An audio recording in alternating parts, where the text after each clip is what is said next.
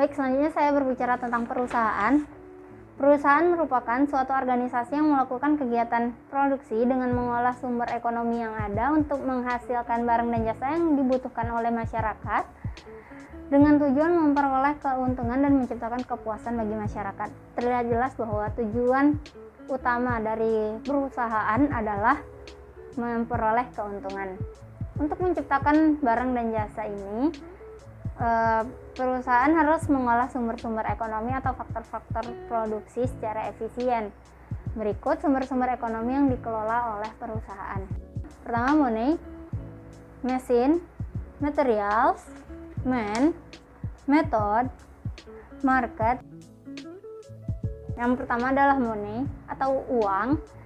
Uang adalah persyaratan yang utama untuk memulai operasi perusahaan, yaitu untuk membeli bahan baku dan membayar upah karyawan sampai diperoleh pendapatan dari hasil penjualan barang dan jasa.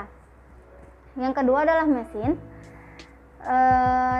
Dibutuhkan ini mesin untuk peralatan produksi seperti perkakas yang mendukung kegiatan produksi. Yang ketiga adalah materials.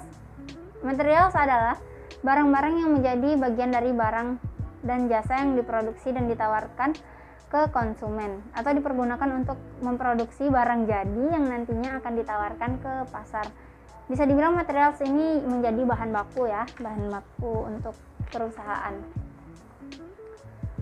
Yang keempat adalah man atau manusia.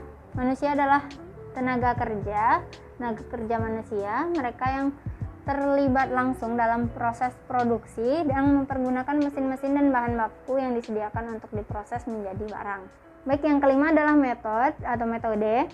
Metode adalah suatu cara kerja yang memadukan mesin-mesin, material, dan manusia, atau bisa dibilang menjadi suatu tata cara kerja yang bisa menciptakan efisiensi dalam operasional perusahaan.